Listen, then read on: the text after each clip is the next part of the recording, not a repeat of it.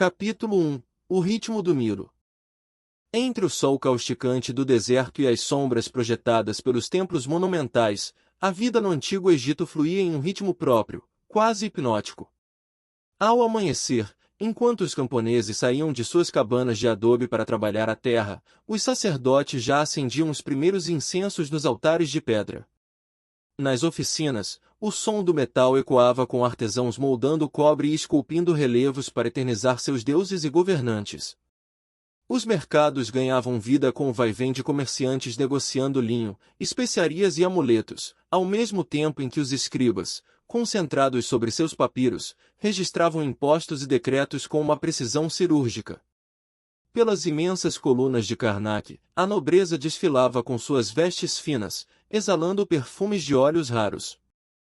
Bem-vindos ao História Viva, o canal onde o passado ganha voz e se conecta com o presente.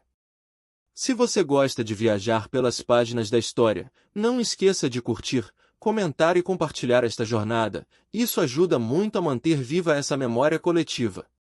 Agora, fechem os olhos, respirem fundo, e vamos mergulhar juntos nesta história. Quando a noite caía, o cenário mudava. As casas se iluminavam com lamparinas a óleo, mães entoavam cantigas de ninário e os trabalhadores relaxavam tomando uma cerveja de cevada. Nas rodas de conversa, os mais velhos contavam histórias sobre o eterno duelo entre o caos e a ordem. Tudo sob a proteção velada de Ra, o sol que se punha no horizonte com a promessa certa de renascer no dia seguinte. A engrenagem da terra e o rio sagrado. Desde os primórdios, a sobrevivência e a identidade de um povo sempre dependeram de como ele interagia com o seu meio. No Egito faraônico, entender os ciclos da natureza era a chave para decifrar a economia, a política e a própria fé daquela sociedade. A agricultura ali não era só um meio de subsistência, era um elo sagrado entre os homens e as forças invisíveis do universo. O comportamento do Nilo, com suas cheias anuais que traziam vida à terra seca, era visto como um verdadeiro milagre diário. O ano agrícola se dividia em 3 momentos muito claros, ditados pelo ritmo das águas. Ágé, a inundação de julho a outubro, as águas transbordavam e cobriam os campos com o limo fértil. Peret, o plantio de novembro a fevereiro, o rio recuava e a terra ficava pronta para as sementes. Shemu, a colheita entre março e junho, o grão amadurecia sob o sol forte e era hora de colher. Dominar esse calendário foi o que permitiu o nascimento de um estado forte. Como as cheias eram previsíveis, a produção era tão eficiente que gerava estoques fartos. Isso garantia o sustento das cidades, alimentava o exército e financiava as grandes obras do faraó, que legitimava seu poder perante o povo como o guardião da ordem cósmica, a chamada Maat. A revolução no campo e a deusa da cerveja. Essa transição da vida nômade de caçadores-coletores para comunidades agrícolas fixas mudou tudo por volta de 5500 a.C., no Neolítico Tardio. Cultivar trigo e cevada e domesticar animais trouxe mais calorias e estabilidade para a dieta, permitindo que a população crescesse e as primeiras aldeias se transformassem em centros de distribuição. Com a sociedade ficando mais complexa, surgiu a necessidade de organizar as contas. Foi aí que a escrita deu seus primeiros passos. Os hieróglifos mais antigos, gravados em argila e pedaços de cerâmica, ostraca, eram, na verdade, registros de colheitas e tributos. Nesse cenário, a alimentação ganhou seus próprios deuses. Um caso curioso é o de Tenenen, a deusa da cerveja. Feita de cevada fermentada, a cerveja, em que era a base da nutrição dos egípcios, especialmente das classes mais humildes. Era um item tão essencial que fazia parte do pagamento dos operários que erguiam os monumentos. Além disso, os deuses também tinham sede. Jarras de cerveja eram ofertas obrigatórias nos templos para garantir que a terra continuasse fértil e os lares protegidos. Toda essa engrenagem funcionava sob um rígido controle estatal. A maior parte das terras pertencia ao faraó, aos templos ou à elite, e os camponeses pagavam seus impostos entregando parte do que colhiam. Para lidar com o clima ingrato, eles desenvolveram técnicas apuradas de secagem e fermentação para fazer a comida durar mais. A fragilidade desse sistema, contudo, ficou registrada na famosa Estela da Fome, um texto na ilha de Céu. Embora gravado na época ptolemaica, o relato volta ao tempo do faraó Djoser para contar o drama de uma seca que durou 7 anos, espalhando a morte e o desespero. O texto mostra a angústia do rei, que precisou recorrer aos sábios para entender como acalmar Khnum, o deus guardião das fontes do Nilo. É o reflexo perfeito de uma mentalidade que acreditava que a fome era o resultado da quebra da harmonia com o divino. Engenharia hidráulica, o controle das águas. O sucesso do Egito não dependia apenas da generosidade do Nilo, mas da capacidade humana de domar o rio. Quando a inundação recuava, era preciso levar a água até os campos mais distantes ou guardá-la para os períodos de seca. Para isso, os egípcios criaram uma rede inteligente de canais, diques e tanques de armazenamento. Quando o nível do rio baixava demais, entrava em cena o Shaduf, uma invenção simples e genial, uma haste de madeira com um contrapeso de um lado e um balde de barro do outro. O camponês baixava o balde, enchia-o e, com a ajuda do peso, elevava a água facilmente para jogá-la nos canais de irrigação. Essa máquina, que aparece em pinturas desde o Império Novo, foi tão eficiente que ainda hoje é vista em algumas regiões do Nilo. Manter essa infraestrutura funcionando exigia um esforço coletivo imenso. Limpar os canais e consertar diques eram tarefas comunitárias obrigatórias, feitas sob o olhar atento dos fiscais do palácio ou dos templos, especialmente na transição da estação Áquia.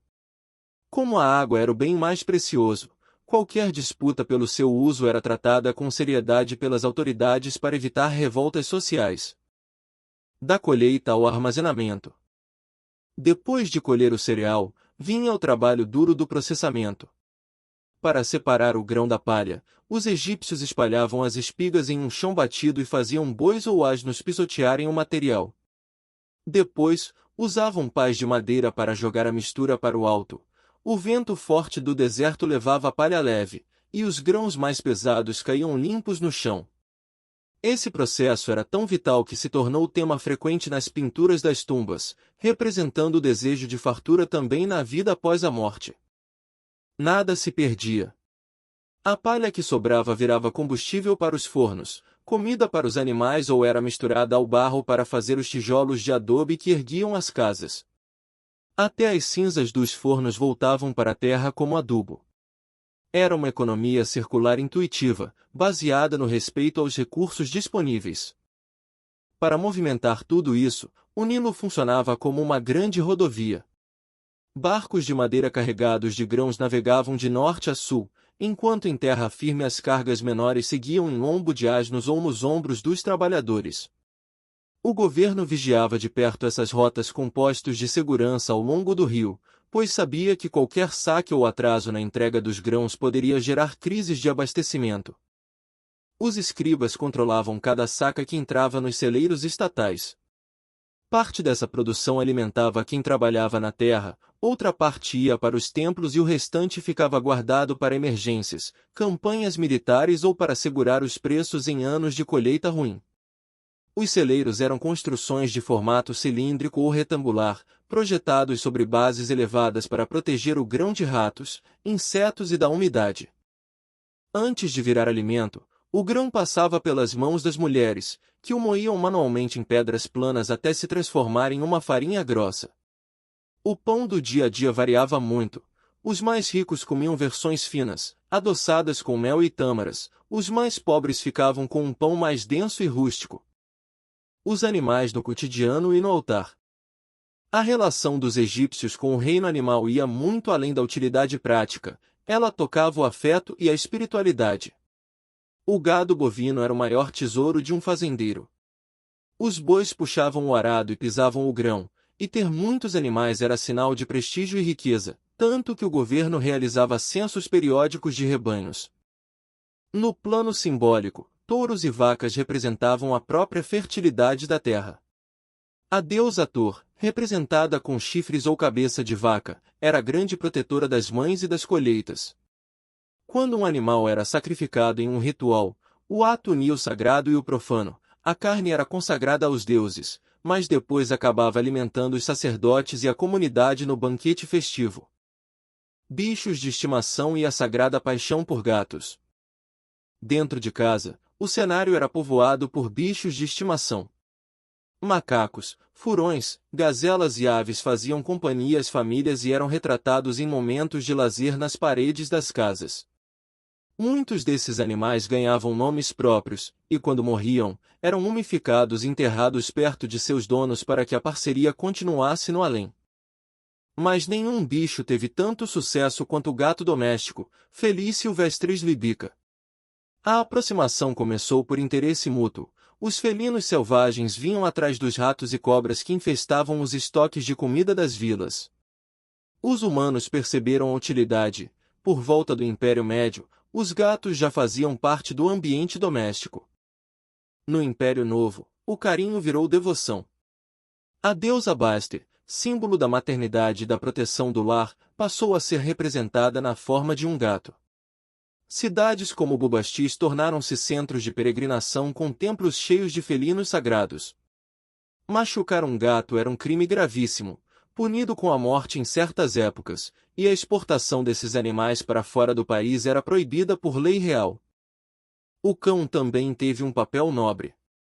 Desde os tempos mais antigos, os cachorros ajudavam na caça, pastoreavam rebanhos e vigiavam as casas.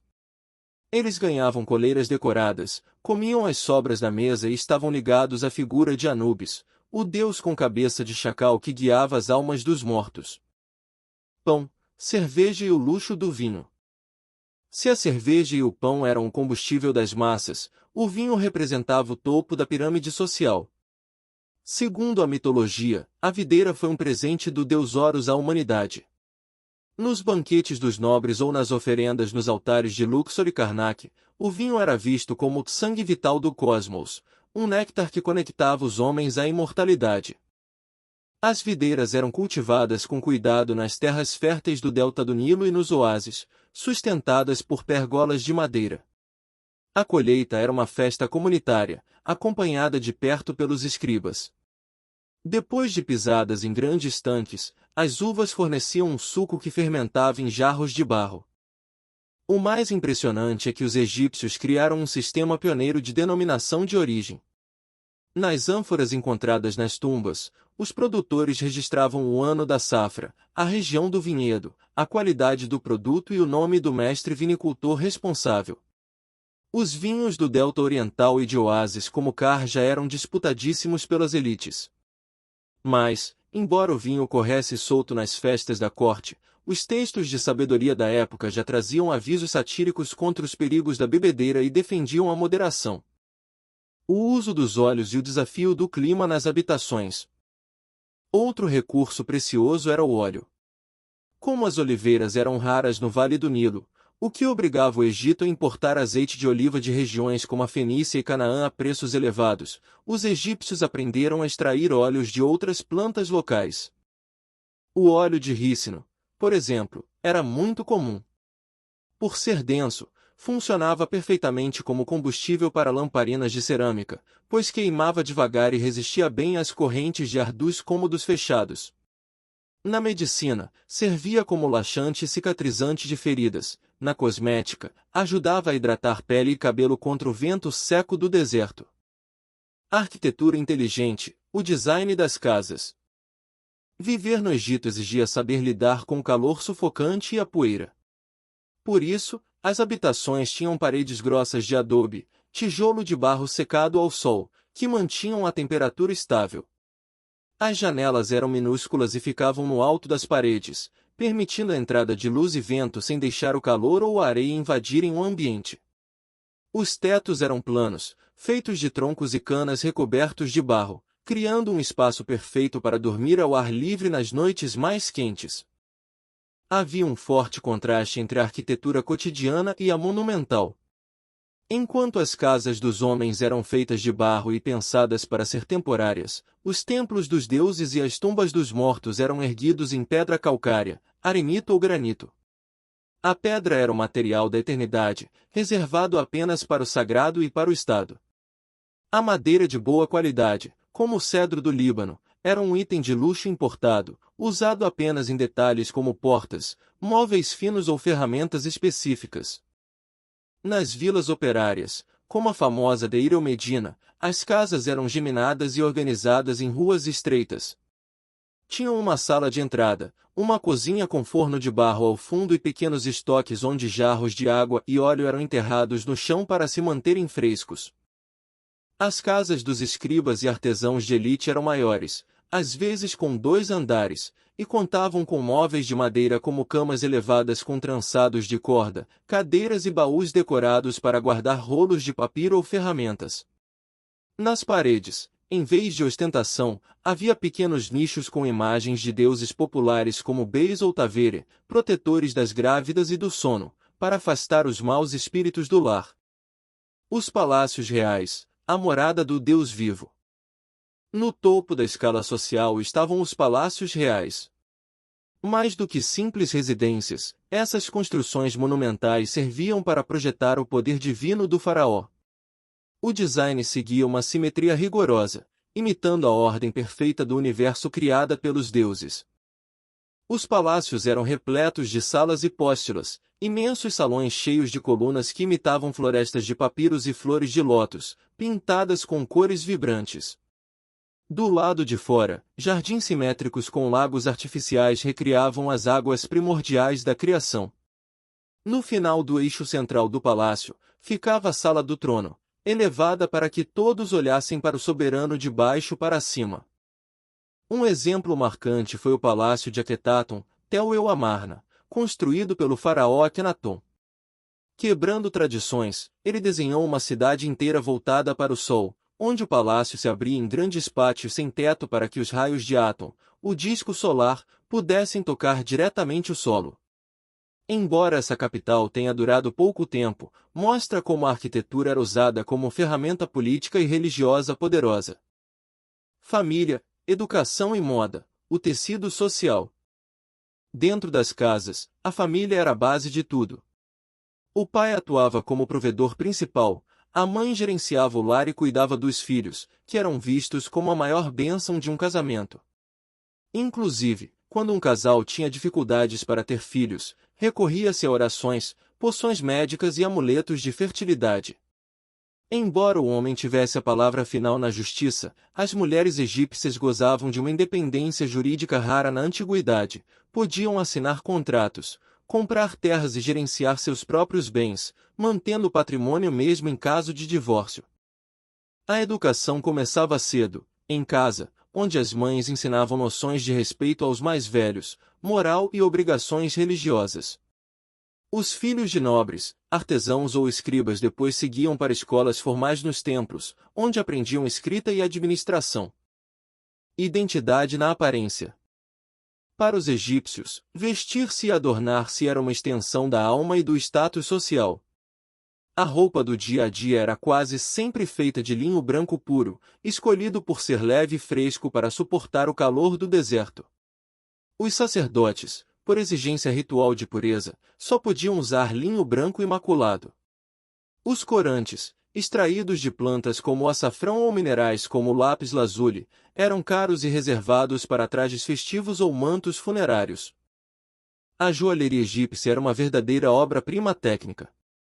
Usando ouro, prata e pedras como turquesa e cornalina, os artesãos criavam colares pesados, uzeque, braceletes e anéis que serviam tanto para ostentar riqueza quanto para proteger o portador como um escudo mágico contra o azar. O ouro, em especial, era considerado a carne dos deuses, um metal precioso que nunca perdia o brilho nem apodrecia. A icônica máscara funerária de Tutancâmon é o exemplo definitivo desse domínio da metalurgia. No cuidado pessoal, a vaidade unia estética e saúde. Homens, mulheres e crianças usavam o famoso col, aquela linha preta grossa desenhada ao redor dos olhos. Feito à base de galena, o cosmético reduzia o reflexo do sol forte e funcionava como colírio natural contra infecções causadas pela poeira do deserto. Como os homens costumavam raspar a cabeça por higiene, para evitar piolhos, o uso de perucas volumosas de cabelo humano ou fibras vegetais tornou-se um forte símbolo de status e sofisticação nas festas da nobreza. Mestres da pedra, canteiros e construtores. Erguer monumentos que desafiaram os milênios exigia uma logística impecável.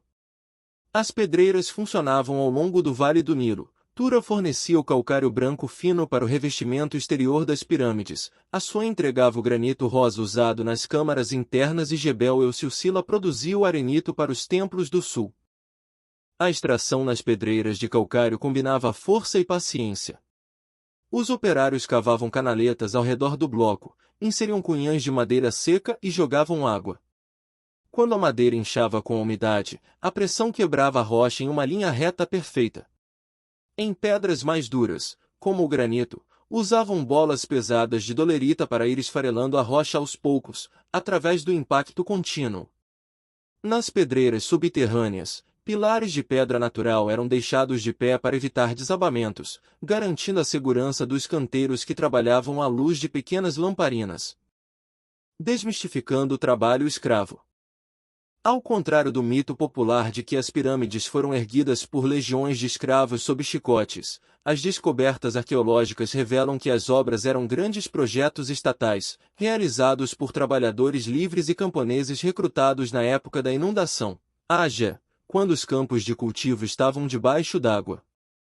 Esses operários se organizavam em equipes competitivas e moravam em vilas estruturadas pelo governo, onde recebiam alojamento, atendimento médico e rações fartas de pão, cerveja, peixe seco e cebolas. Os escribas anotavam tudo, faltas por doença, dias de folga para festas religiosas e a quantidade de ferramentas distribuídas.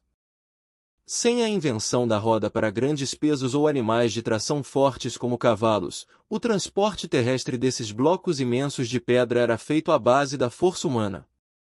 As pedras seguiam em cima de trenós de madeira puxados por dezenas de homens por caminhos de terra batida. Para o trenó deslizar melhor, um trabalhador ficava à frente jogando água ou óleo na areia para diminuir o atrito, enquanto rampas enormes de adobe e areia eram montadas para subir os blocos até o topo das construções. O grande facilitador desse processo era o transporte fluvial. Aproveitando as cheias do Nilo, imensas barcaças de fundo plano carregavam obeliscos e estátuas de dezenas de toneladas diretamente das pedreiras do sul até os canteiros de obras. A rotina dessas tripulações ficou gravada no famoso Diário de Merer, um papiro antigo que detalha as viagens de um capitão transportando blocos de calcário de Tura para a construção da Grande Pirâmide de Gizé. O cânone da arte egípcia. A arte no Antigo Egito nunca teve a intenção de ser puramente decorativa ou de servir à expressão pessoal do artista. Ela funcionava como uma tecnologia mágica para manter o equilíbrio do mundo. Pintar um faraó esmagando inimigos nas muralhas de um templo não era apenas propaganda política. Na mentalidade deles, registrar aquela imagem garantia magneticamente que o caos continuaria sob controle fora das fronteiras. Para garantir que essa mágica funcionasse, os artistas seguiam regras rígidas que duraram quase 3.000 anos. A mais famosa é a lei da frontalidade. O corpo humano era desenhado mostrando suas partes mais fáceis de reconhecer. O rosto ficava de perfil, mas o olho aparecia de frente, os ombros e o peito ficavam de frente, enquanto pernas e pés seguiam de perfil. Outra regra clara era a perspectiva hierárquica. O tamanho da figura na pintura indicava sua importância na sociedade. Faraó e deuses eram sempre gigantescos perto de servos e prisioneiros. Os pintores começavam o trabalho desenhando linhas vermelhas com giz nas paredes, usando uma grade quadriculada para garantir proporções perfeitas.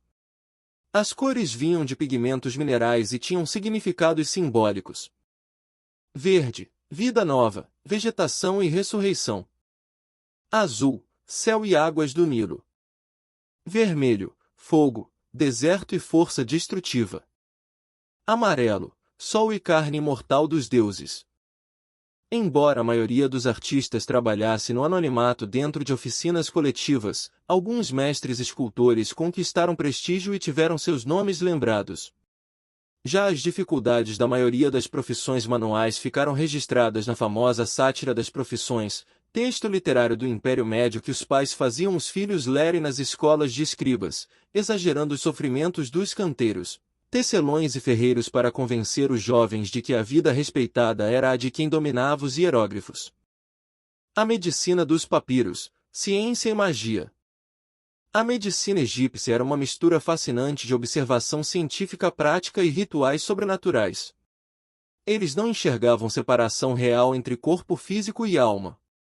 Para os egípcios, o ser humano era formado por várias partes, incluindo a força vital, K, e o espírito, Ba. Uma doença podia ser causada tanto por um ferimento físico quanto por um feitiço enviado por um inimigo ou pela raiva de um espírito esquecido. Por isso, os médicos, geralmente sacerdotes treinados nos templos, tratavam os pacientes em duas frentes. Limpavam e enfaixavam uma ferida enquanto recitavam encantamentos protetores. O melhor documento dessa época é o papiro Ebers, um rolo de mais de 20 metros que serve como grande enciclopédia médica da antiguidade. Ele traz mais de 800 receitas e diagnósticos para problemas de estômago, parasitas, dores nos olhos e até depressão. O texto ensina a fazer pontos em cortes profundos, encaixar ossos quebrados e usar gesso para imobilizações. A farmácia utilizava ingredientes simples da região, mel, por suas propriedades antibacterianas, alho e cebola, como fortificantes, e natrão, um sal mineral usado como desinfetante. Havia também espaço para ingredientes curiosos em poções mágicas, como sangue de répteis ou gordura de animais exóticos, usados para assustar os demônios causadores da doença. Os templos e as casas da vida. Os templos funcionavam como verdadeiras cidades independentes. Além de servirem como morada terrena dos deuses, cuja presença ficava concentrada em uma estátua guardada no santuário mais escuro, eram os maiores motores da economia do país. Possuíam grandes extensões de terra, frotas de barcos, rebanhos e celeiros imensos. O complexo do templo de Ptah em Mênfis, deus criador e patrono dos artesãos, era um dos centros mais ricos da antiga capital. Lá ficava a famosa esfinge de alabastro monumental e acontecia o culto ao touro Apis, visto como encarnação do próprio deus. Quando o animal morria, o país inteiro entrava em luto oficial, era mumificado com pompas reais e enterrado em sarcófagos gigantescos de granito nas catacumbas do Serapeu. A arquitetura dos templos simulava uma jornada mística. Quem entrava passava por portões imensos, pilonos, atravessava pátios ensolarados e salões de colunas até chegar à penumbra do santuário profundo. Apenas faraó e sumo sacerdote podiam abrir as portas desse espaço para lavar, vestir e oferecer comida diariamente à estátua do deus, garantindo que a ordem cósmica, Maá, continuasse funcionando.